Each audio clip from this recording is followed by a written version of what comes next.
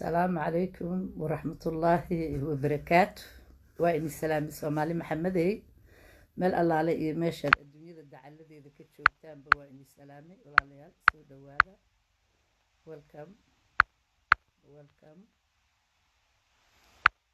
welcome سو قلا أنا ما تصدق صدق كنا من الآذان روا سو قلا كي رايك وبسلام إيد معنا وبسلامي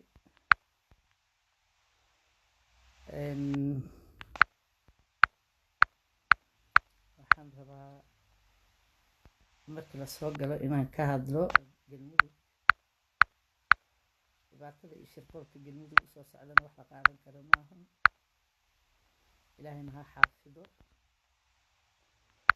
yaa la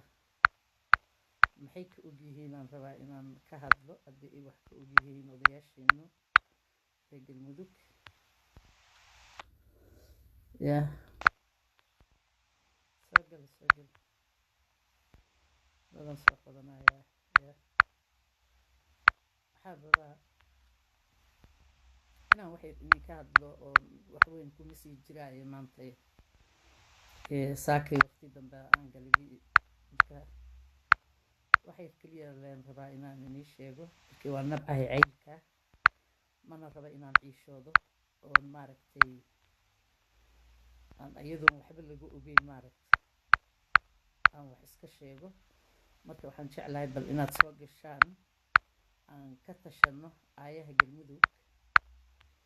galmudug waa gobol annagu aan leenahay in u badannahay degmo ahaan iyo qabiil ahaana aan u badannahay marka waxaan rabaa inaan ogaado oo adinkuna aad ila ogaataan sababaha lacagta loogu qaadanayo galmudug seeyaa ka ballan qaaday khayre inuu soo baxaayo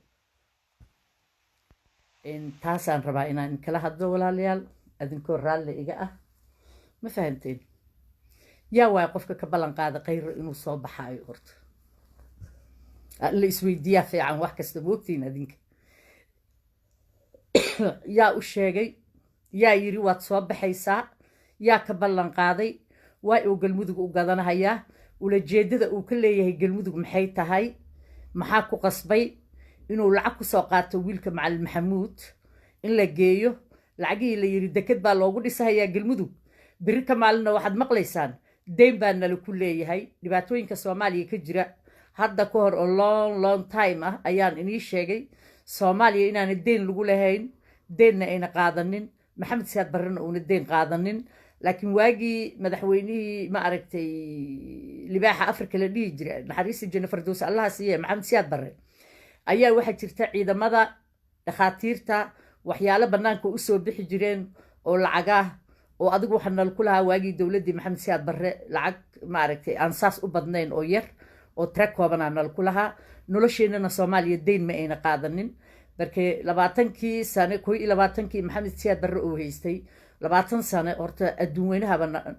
cunaqabateena nala ku sameeyay waxaana saarnaaba cunaqabateen waxa ka dambeysay 91dii wadanka inuu dagaal ka dhaco wadanka laga baxo marka lacagahan wareegahaya oo mar horena aan ka hadlay bil ka hor maxay tahay lacagaha deynka oo Soomaaliya lagu leeyahay ana hadda ku sheegahay Soomaaliya deyn personality ay qaateen oo wadanka Soomaaliya wax loogu qabtay maahan Soomaaliya deyn lagu ma yeelan karo Soomaaliya wali dagaal ku jirta wadankii al-shabaab ee jooga adigiyo tan ku jira oo adduunyadana aad ugu caansan tahay wadan corruptionkii ku dheereeyay inaad tahay horta ninna deyn ku siin maayo markay wadankaadi waa qasan yahay waan ognahay inuu qani ka buuxo wadan qaniya inaad tihiin laakiin qof adduunyada maanta ku babac dhigi kara oo deyn ku siinayo ma jiro marka aan ka hadalno 50 sano dambe markay adinku dadkiina dhalinyarada oo bacdil dagaalkii iyo dagaalkii 91 iyo wixii ka dambeeyay dhashay lama socotaan taariikhda Soomaaliya nolosheeda deyn lagu ma yeelan deynka tababarka xagga ciidamada Ruush iyo Itaaliya labadaas qolaa lacag nagu lahayd lacag yar oo kooban oo la bixin karana waaye hadda ka horna waa inii sheegay deymankii khayre uu la boodboodahayay oo la tagahayay adduun weynaha iyo internationalka uu dhahayay lacagaan doonayaa in nala ka cafiyo lacagaha deynka oo Soomaaliya lagu leeyahay xaggay ka timid maxaad ku qabateen sababtaa deynka u qaadateen maxay tahay lama oga ilaa hadda hadday deyn qaateenna shirkadaha batroolka baarta ayay ka qaateen ayakaana jeebabka ku shubtay waa nimanka ugu sarreeya magaalada muqdisho maanta waa madaxweynaha waa ra-iisul wasaaraha waa ra-iisul wasaaraha baylo oo xoogaa maaragta commissiona ka qaata barkee waa nin aad iyo aad corruptionkiisa u badan yahay marka waxaan rabaa inaan idinka dhaadhiciyo nin allaaleya ninka soomaaliyeed oo maantay da-da 31 jirka inuuna habeenna ku seexanin in soomaaliya deyn lagu leeyahay barkee soomaaliya deyn laguma lahan waxaa ku tusaysa hadda mid baan kuu sheegahayaa 20 sanana cunaqabateena saarneed maxamed siyaad barre بعد وحلا صاري استغفر وحلا صاري بعد مركي أي دعدي إثيوبيا 1977 كي دجالة إثيوبيا صوماليا دولة الصومالية يعيد مدى الصومالية مركي أرض سببة نحجلين أي بابيين إثيوبيان وحي كدم بي الدوين وعنقبتين وصاري أوكي لعجها يا نقولها أنك وحيرون معنا لهم وحنقولها راشكا يحوجا يري إيطاليان نقولها ين حاجة توبركة حتى دقاتيرتا حاجة CID ذا كربينيري قدتك وحلا برها هي معركتي odaygan dadka wuxuu soo barahayay dadkan hadda janaanada la dhigo aan alifbeetiga aan waxba aqoonin ma ninkii xidig lahaa xidigtiisa oo soo dhididi jiray maanta waxay noqotay garaadii Soomaaliya lagu qaadan jiray cilmi iyo waaye arki iyo experience waxay noqotay si fudud oo easy lagu qaataa marka waxaan rabaa aan ku keenay maantay nin allaale iyo ninka Soomaaliyeed oo waxaan rabaa Soomaaliya ka dhashay oo is-og inuu Soomaali original hooyay aabay ayay awoow uu ka yahay ilaa 7 generation waxaan rabaa inaan weydiiyo qof kastoo ajnabi ha dhalo laakiin qofku waa inuu radiishka hadday habarta tahay ama odayga tahay meesha ay ka soo jeedaan ilmuhu in cid dad la yaqaano oo dadkii Soomaaliya ah inay ka soo jeedaan dasan maanta ilmo badan oo Soomaaliyeed oo maanta waxa jira isku laban oo madow ah Ingiriis ah Shiineys ah Talyaani ah dad badan oo la dhalay ay jirta laakiin waxa la rabaa asalkoodii qofka ku aftirsanayo in la yaqaano no problem awlaadu shaqo kuma lahan moogtiin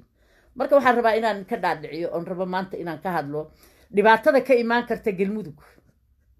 inkastoo maanta shanta bargidir isku duuban yihiin aynan afayeen leeyihiin oo aniga xaggayga aad iyo aad qaali uga ah oo aan aqaano personality aan u aqaano shirwac long time isku kaay dambiis waagan London deganaa anigu long time 20 sano ka maqanahay London marka waxaan ogaanaysaan deemanku saasay ahaayeen Talyaani iyo Ruush waxaana macna lahayn Soomaaliya qof kale oo deyn siiyay iyo qof ay weligeed wuxuu ku dadaali jiray Maxamed Siyaad Barre wadanku inuu iskabo inay wax soo saar galaan in warshadihii uu furay dharkii lagu dadaalay ankee in la sameeyo cuntooyinkii in la sameeyo oo la falo waxyaalo badan ayuu sameeyay odaygaasu si uu wadanka Soomaaliya u soo kiciyo run ahaantiina waa soo kiciye been waa shay xaraana shilin oo qaado maanta dhul ku gatay iyo shilin maanta oo extra dhigta iyo shilin ma aragto oo dabada uga bixiyay ma aragto ma jirto marka maanta madbuucaygu wuxuu u yahay galmudugan rabaa inaan inii taabto maalintii qayre iyo farmaajo ay soo koreen oo hal sano ayna ka soo wareegan weli waxay bilaabeen deen cafis baan gelaynaa barkee deen baan nala ku leeyahay kun jeero horena waa ka hadlay war deenkan baasoo la sheega maalin kasta annaka nala ku leeyahay deen baan nala ku leeyahay daas aan ku jirno war muxuu yahay deenkan nala ku leeyahay xaguu ka yimid maxaan ku qaadanay maxaan ku sameynay maxay noogu qabteen horta isweydiis inaan sameyno waayo waxa dhici karta sida anigu aan u fikiray dhibaa haddaan inii sheegayaa barkee dhibab waaweyn ayaa ka imaanaya saaka waxaan ka hadlayay sheekooyinkii Falastiin ku dhacay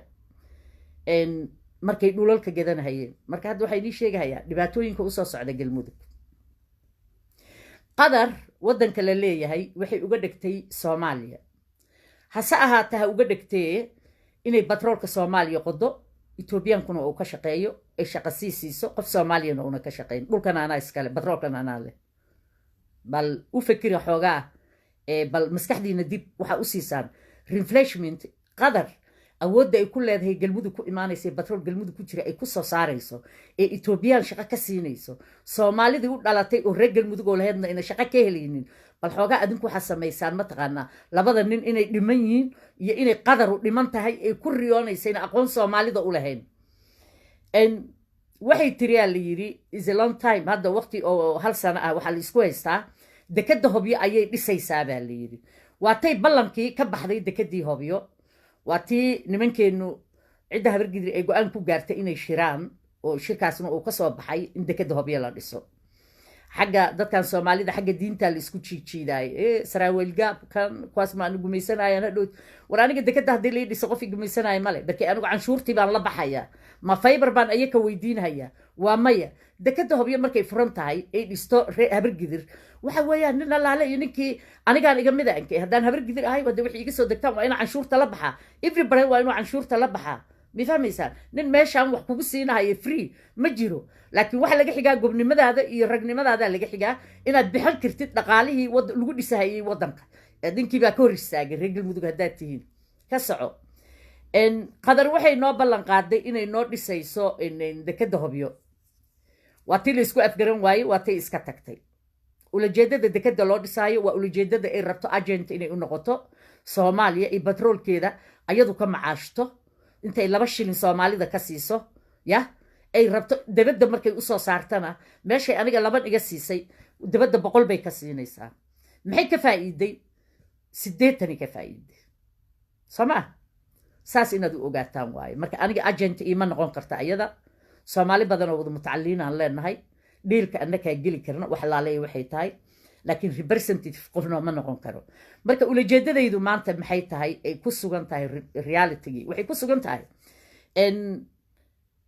wiilkii oo dhalay macallin maxamuud waa la waday okay sababta loo wada maxay tahay in lagu soo qaraabto oo lacag qadar looga soo qaado lacagtii dekada hobyo lagu dhisaayo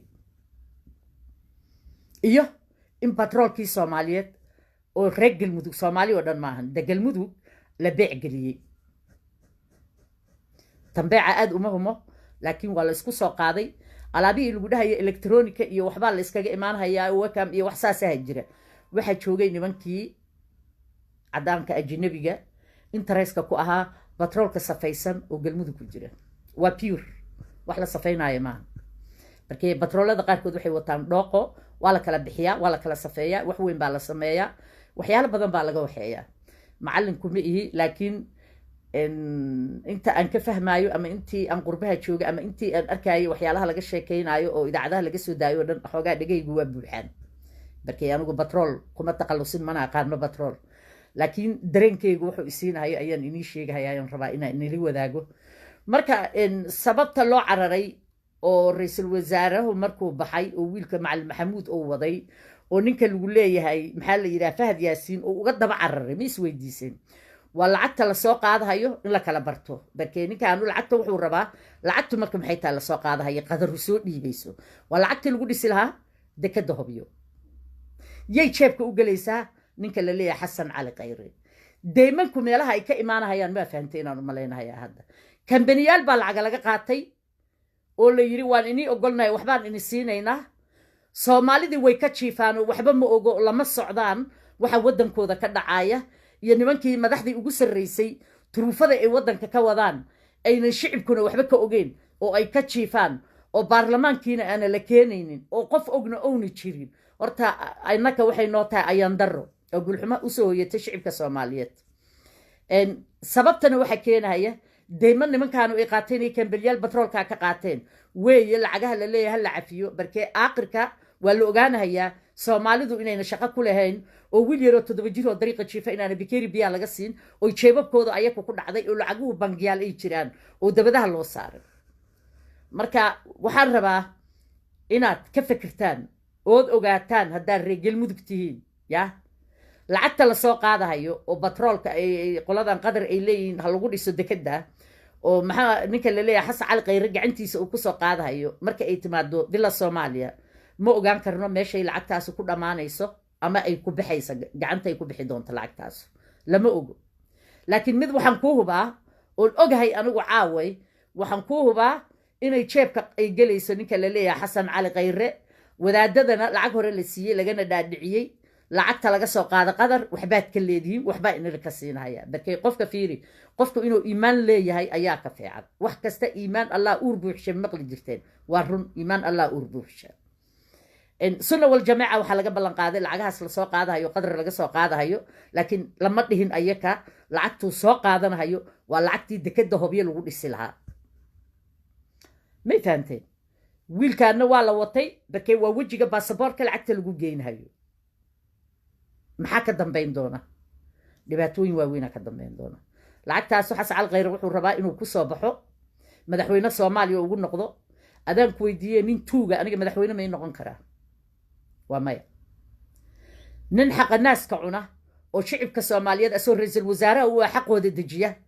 oo laaluush ku bixiya oo asagu wax investment meel uga gashada lacagaha wuu diraa meelo kaloo investment ninkaan lacagaha si kaloo u xawilaa wax u geliyaa moogtahay marka ninkaasu aniga ima mateli karo ra-iisul wasaare ahaanna ima mateli karo haddaan reer galmudug ahay ama haddaan hawiyaha weyn ka tirsanahay haddii aan ahay mataqaanaa maamo originalkeedii galmudug kasoo jeeda aan ahay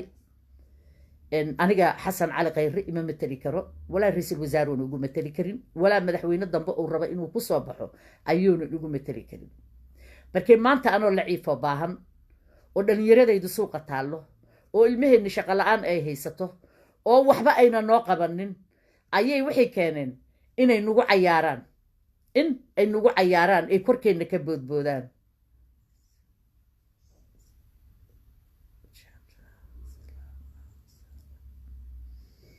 ma kasaayo qofka dhahaya jatra salaan saara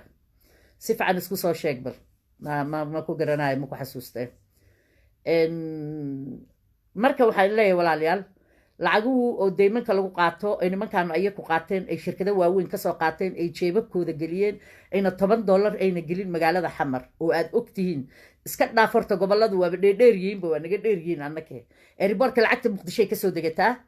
eriboorka muqdisho ayaa lacagtu kasoo degataa iyadoo la wado boorsooyinka laakiin ma dhaafto ninka lagu leeyahy ra-iisul wasaaraha iyo farmaajo iyo fahad yaasiin ma dhaafaan lacagtaas hadday u badato gunno yar waxaa laga siiyaa ninka baarlamaanka fadhiya mursal ma fahanteen marka lacagahan hadda lasoo qaaday oo dekeda galmudugaa layidhi lagu dhisayaana inuu isku soo saaro rabaa oo corruption ee ku sameeyo baarlamaanka iyo meel kasta marka maxaa noo muuqda haddaan soomaalinahay ilaahay aqli bou ini siiye talada ilaahayna waa gooni taladeennana waa inaan tashanaaye tii rabbina waa gooniye maxaa nugu bannaan annaka haddaan reer galmudug nahay maxaan qabsan karnaa haddii dekedii anaku aan samaysan lahayn lacag lagu cunayo waa dacweyneynaya allah qadar waa dacweyneynaa qadar in la dacweynayo horta shaki kuma jiro lacagahay soomaaliya usoo dirtaa la rabaa in la ogaado total intay ahayd in loo sheego inayna naba soomaaliya soo gaarin oo waxna loogu qaban oo niman mafia oo dowladda haysta waxaanan ka bilaabi doonaa safiirka ugu sarreeya oo jooga magaalada london oo ambashadoorka jooga qadar ayaa hadda warqada loo gudbinahayaa in loo sheego lacagaha ay qadar tiraaho dekadaha lagu dhisay wax soomaaliya loogu qabto inayna naba waxba loogu qaban qof soomaaliya inaana $2 wax loogu qaban dariiqna lagu dhisin waxna lagu hagaajin airborna lagugu hagaajin waad aragteen airborka muqdisho markii jidka laga leexanayo inta kale waa jay markaa daadegay sidoo dhan waa jay cad oo wada dhagaxa anigu ma aqaan jayga kulliba soomaaliga jaya la dhahay ma leenayo jaygaasaa dhooban meesha ugandhaysku joogaan iyo intaad airborka gelaysidba adiga iyo jalaabiibtaadi waaweyneed oo dhanba boorka hore usii jiidateen wax allaaliya waxaad wadato dheer hore usii qaadaa dhagaxda iyo bolbara marka waxaa noo bannaan inaan dacweyno oo magaalada qadar dacweyno intiina waxgaradkaa adduunyada meel allaale iyo meeshaad ka joogtaan haddaad maraykan ka joogtaan dacwadu waa simple easy united nationka annakaa u gudbinayna faraha ka qaadaysaan waana ogyihiin jaana waa loo gudbiyey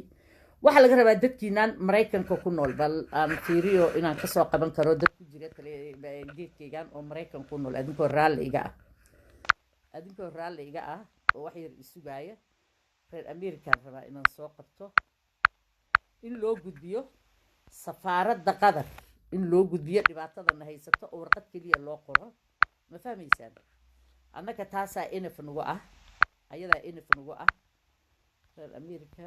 meel dhanoo waxaa jirta publica minneapolis ku taallo oo weyn oo layskugu yimaado waxaan jeclaan lahaa qofkaas inaan soo qabto laakiin inaan soo geliyo weeyaan liveka adinku raalli iga ahaado walaalayaal waxba hay dhibsanina laakiin realitygii waa wax la yaab leh madaxii dadkii waa dhibaatada uu nagu hayo ninka lagu leeyahay mataqaanaa xasan cali khayre uu leeyahay anigu hawiye ma uuna dooranin barkee wadankii waa 4.5 marka nimankaanu waxay rabaan inay ka qaadaan 4.5 ay ka dhigaan marka waa in la markaasoo kalena waa in la dhistaa xuduudo dadka lagala socon karo maalin kasta kuma jiri karno sheeko aan micno lahayn oon xiisa lahayn laguma jiri karo may fahmaysaan waxaa u malaynayaa 2 iyo 3 qof kaliya ayaan kasoo qabtay idinkoo raalli iga ah okay danay wuxuu yiri waxyaalaha ay raggu sheegayaan iyo madaxweynaha iyo ra'iisul wasaaraha ay wadaan qof iyo cod annagu ma naqaano sababtu maxay tahay waxba ma ogin baarlamaanka Garowe lama geyn waxaan la soconno male maxay tahay waxaan ay wadaan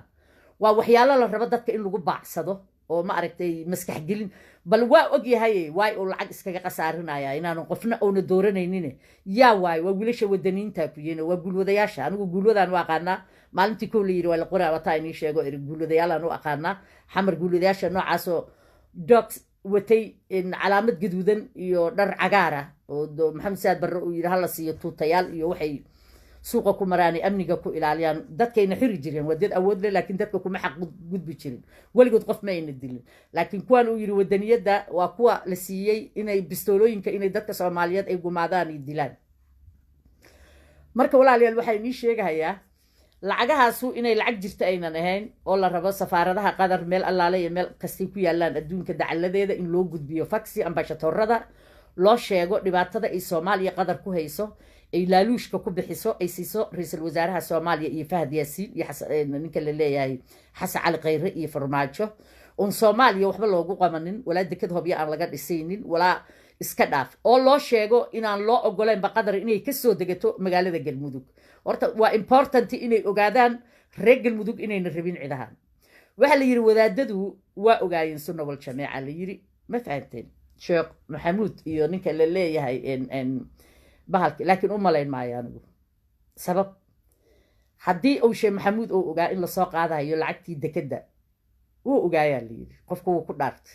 waxa la yiri lacagtaas la soo qaadayna waxba laga siinayaa baa la yiri way marka square loogu qabtay guryahooda oo loo geeyay ciidamo square oo ilaalinayo sabab maxay tahay xogaa aqligu ha shaqeeyo xogaa aqligu ha shaqeeyo mise waxa la rabaa lacagta xamar markay timaado in la yiraahdo soo wad aabahay Sheekh Shaajir lacagtooda la siinayaa warqad baa laga saxiixayaa excuse me waaye markaas xabsiga in la dhiga la rabo waa dhici kartaa everything is possible ما سعنا لبعتن ككرسي ولسيه سنة والجماعة بروح مقلي صندوق الدوشة كذا كبحث مركب ميت قلب جينا كسارة وحكسارتان سوماليا دين بالولية دين مقبنا ولقينا معنا قاعدين نين دين كسينا هي وضن قلالاسة كتاجن تاي لسننا on ديارات بقبلنا مجرت هل ديارات مقبنا أنكو أنلنا لعجها أي الرسانة هي نسدح ذنينه ديارة هل يكبدن إنه قدها لكن أقالي ودن كلا الرسانة هي إن الصومالي هو ركع يلاتو هل مركب يلاتو وهل ديارة أي يلاتو لما أقوله أم فهمي سان مركب وإنا نفرق كل إسكاجا قبلنا وإنا هردة كعبان وإنا دقاتان لعك كمان تقدر لجسوا قاعدة هي والعجيه اللي جودي سلها دكده هبيو أنا كنا مرة منه دكده هبيو يعني ولا بسين أنا كان لسنينا حوجنا كل لسنينا لكن محل الربع إن شروع يرجع بالجديد سبيشال أسامي الزول إيه إنه كحساب تم العجها سلساق قاضي وما قاعد جلمود يقولوا ساق قاضي رلا هذا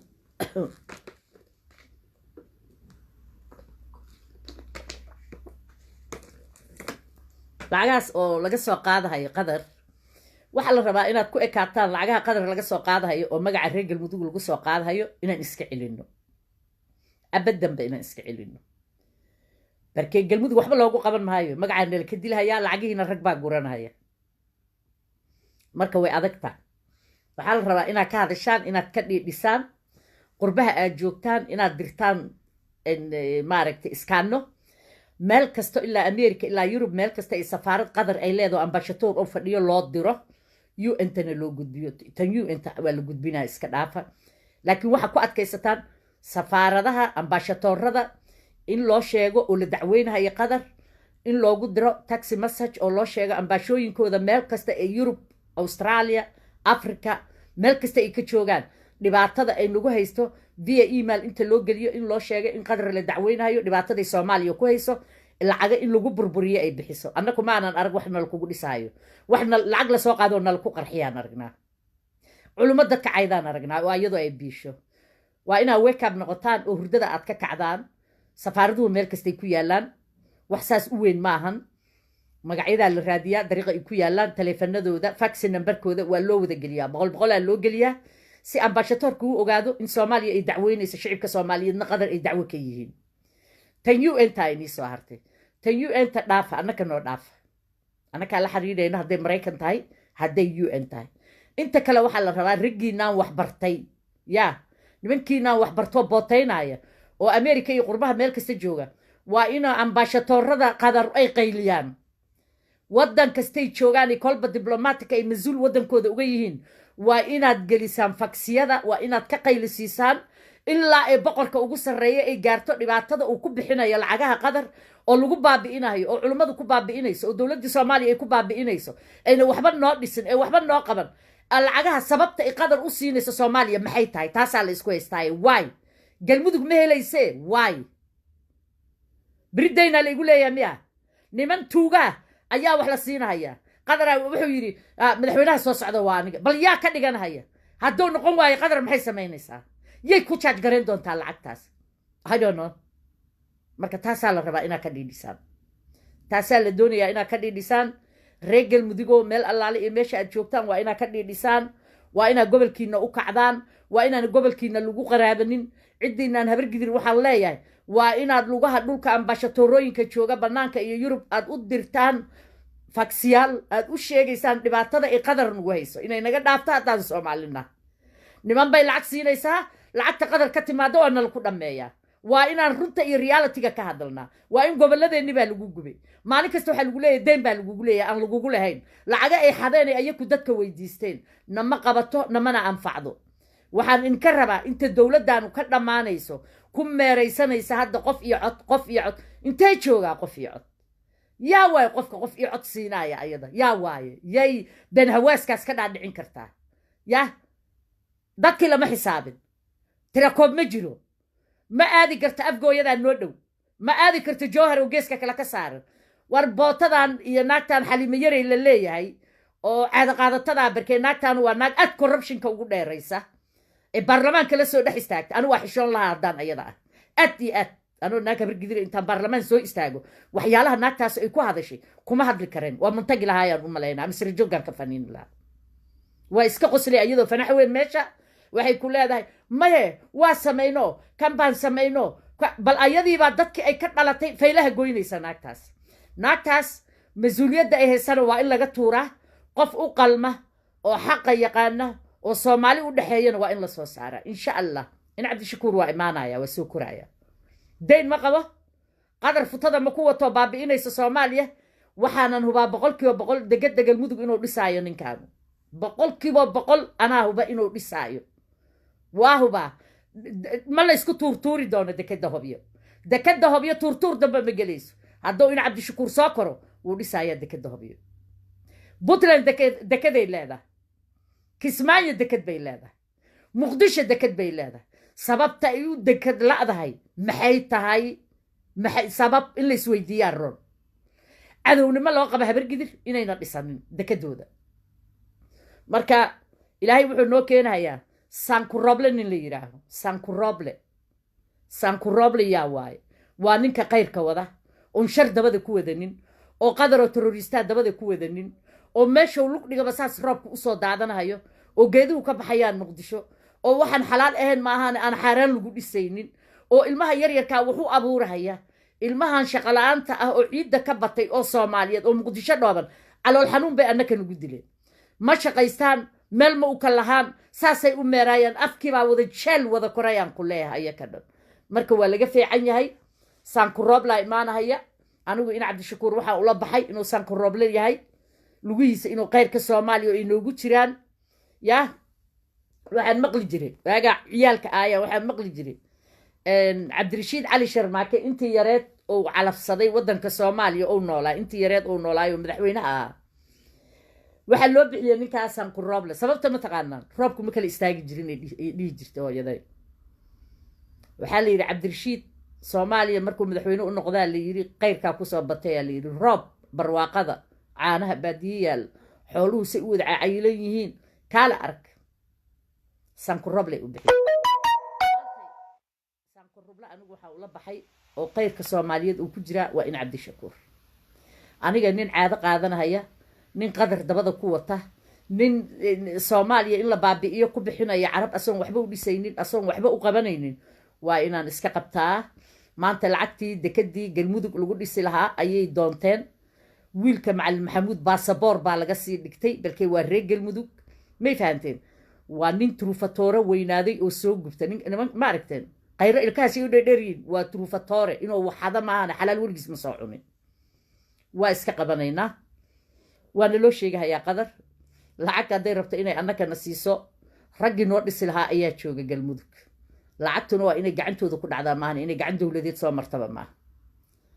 barkee waa qiyaamo asaa raba inuu isku soo saaro ilaahayna waxaan ka baryay dheh in lagaa wada cuno futadana haraati lagaaga wada dhufto iskaba dhaafa rajo a madaxweyne ku leedahay soomaaliya never ever noloshaada ma soo baxaysid inta uu naga gooyo ninka lagu leeyahay xasan cali khayre iyo farmaajo naguma soo noqonayso iyo ninka la leeyahay maxaa la yidhaha beyle fahad yaasiin waa nimanka waddanka baabaha ka dhigay oo baahida ku dilay oo lacagta ku kiciyey suuqiyaanyada ay ku soo gadan jireen $nus wax badan maanta waxba ma goysa ayaka aaway lacagtii soomaalida la sameynaya aaway shilinkii uu kusoo koro uu yidhi lacagtii soomaalidan soo celinaya waryaa ragga magaalada haysta oo raba haddana inay kusoo noqdaan waa niman danahooda maahane dana kale aana fidin oo dollar u bartay waa anuu amerikaan maanahay aniga mise north american ahay markaan dollar ku xisaabtamaayo aniga lacag shilin soomaali la yidhaahan leeyahay weligood ma dooneen oo ma ka daba tageen lacagtii soomaalida waa maya wax allaale wixii lacagtaas lagu gadi lahaa oo bangiga dhexe geli lahaa oo lacagta soomaalida lagu samayn lahaa bangiga dhexe waa cidlo waa haawanaya waa gurteen qayre iyo fahad yaasiin iyo farmaajo waa gurteen beylana intuu dhici karo u dhacay laakiin waa ka goynaynaa isagana walaashiisina lacagtay u haysoo maraykan yaalla waa laga soo qaadaa beyle gabadha walaashaaya oo lacagaha aad u gudbinaysay oo aad dhahaysay iihay adna wax ka qaado waa laga soo gudbinahayaa oo gurigana maraykanka kaaga gaday oo been sheegto tiri safaarad baa la gaday waana la iskaga daba tegahayaa taas mid la isku cafin doona ma ahan laakiin hadda waxaan idin leeyahay nimankiinaan soomaaliyeed oo cilmiga loo waxbartay inaa qadar aad ka daba tagtaan inaa qadar aad raadisaan oo aad ka daba tagtaan waa taasaan idin leeyahay khayr allaha idin siiyo lacagaha lasoo qaadayo waa lacagihii galmudug dekedeedu ay iska lahayd intaas ka badan kuma sii jiraayo marka walaalayaal waxaan leeyahay wax allaale iyo waxa socdo waa inaad ka daba tagtaan waa inaad aragtaan waa inaad dhulkiina ilaashataan adoo galmudug jooga yaa lagu beecinin taasaa ugu daran adduunka moogtahay batroolkaadi yaa la beecina waa batroola banaanka olna weli dhulka hoostiisa ku jira dekadaadi yaa lagugu sirsirana waxaa lagu leeyahay dekadaan kuu dhisaa qayraa ku yidhi oo farmaajaa ku yidhi wax dekad kuu dhisa maaragta 3 sano waa dhammaatee january waa ko februaryna waa ku xigtaa 3 sano 2 biloodaa ka hartay inta ay sii xoobin karaanna waa sii xoobinayaan taasu shaki kuma jiro laakiin haddii isiraahaan reer galmudug aad dhici kartaan waa loo joogaa marka waxaan ka codsanahayaa shirwac walaalkay macaano inaad ka dhiidhisa arrintaas dowladdan lalama gorgortamo runtaa loo sheegaa inaad lugaha dhulka ugu garaacdid oo ka dhiidhisid maanta waan kuu sheegahayaa yah waxaa kaa dambeeya bilyanis habargidiraa kaa dambaysa bilyanis ayaa dhabarkaada ku safan in magacayga lacag lagu qaato oo laysku soo sharaxo oo laysku soo saaro ma i qabataa in canshuur hawiyaha xamar laga qaado oo lagu dilo oo lagu isticmaaro ma i qabataa waa maya hawiya hadduu madax adag yahay anigu waxba uma sheegi karo hadday addoonsiga hore usoo barteen reer muqdisho dee ha layska addoonsado waa dadaanan xidid naxa aana lahayn anigu xamar waxba ma dhihi karo hawiye ahaanankay haddaan u qayliyo qayladaada nin qaadanaya ma leh barkee waa dad addoonsiga iska jecel waa dad iska rabaayada waxa uu sheegay ee run ka tahay farmaajo marka sidoodaas inay ku jiraan ayaa loo qaataa ayaka laakiin anigu galmudugaan ka soo jeedaaye ma yeelahayo in lay addoonsado in magacayga wax lagu cunana ma yeelahayo marka waxaan leeyahay cidiinaan reer galmudug oo qurbaha jooga iyo maraykanka waa inaad ka dhiidhisaan waa inaad wacdaan ambaashatoorada waa inaad telegaraamada dirtaan qadar hadday soomaaliya faraha kala bixi weyso soomaalida qaarkood ayaa qadar u imaanaysa usoo dhex istaagaysa hadday ayadu terroriisto tahay anaku terroriisto ma nihin mana hayno meel ay ayadu ku nafisto iyo daday ayadu dhil u gashay alaabteeda suuqa geyso ma hayno ayadu tay haysato ilaahay iimaanka ha ku geliyo teennana iimaanka allaha nagu geliyo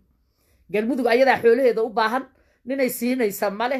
oo 2% siinahaya marka waxaa leeyahay reer galmudugow is ilaaliya xoolihiina yaa lagu dhiiltamin wax aadan rabinna yaa lagaa saxanin yaana lagugu samayn special raggiina habargidir waa inay maskaxdiinu furan tahay odawaana ha la soo saaro arrinta ay farmaajo iyo qayro ka leeyihiin galmudugna ha ka yeelinina yaynan gaarin ulajeedada ay ka leeyihiin galmudug annaku odayaasha sunna wal jamaaca odayaashaanu maalin kastaba waxaasaa lagu siinaa haddii lagu yidhaha gobolka gadanaya iska jooge laakiin ayuku gobolka ma lahan annakaa leh ka dhiidhiya odawaayu soo bax in cabdishakuurna iyo xisbigiisana aad ha loo adkeeyo wadajir waa in la adkeeyaa waa in loo kacaa waa in lasoo haddaan xaq rabna waay haddaan xaq la rabinna wax soconaya male cagabiyoolaa la yidhaaha qayrkiisa iyo roobkiisa iyo adduunkiisa asaa wata soomaaliya baahidu waa ka baxaysaa adduun weynuhu cuntada uu soo diro oo loogu gargaaro soomaaliya dekadda xamaraa lagu kala gataa lacagaha waxaan dhihi lahaa cuntada inkay masaakiinta loo soo diro dekadda xamaraa lagu baayacaa bakaaraa la geeyaa waa la gadaa marka maxaa sugaysaan dad tuugaha magaalada jooga dadka wixii loogu talagalay ma siinayaan laakiin insha allah one day markii uu soo baxo in cabdishakuur ay arkaan wixii asaga ka dambeeya kama yeeli doonaan soo asagu u siinaayay waa inay waxu siiyaan marka taasaan idin leeyahay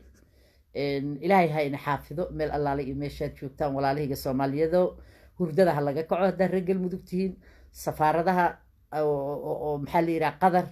ha loo diro telegisyada ha iloobinina ha loo sheego inay soomaaliya dhibaato ku hayso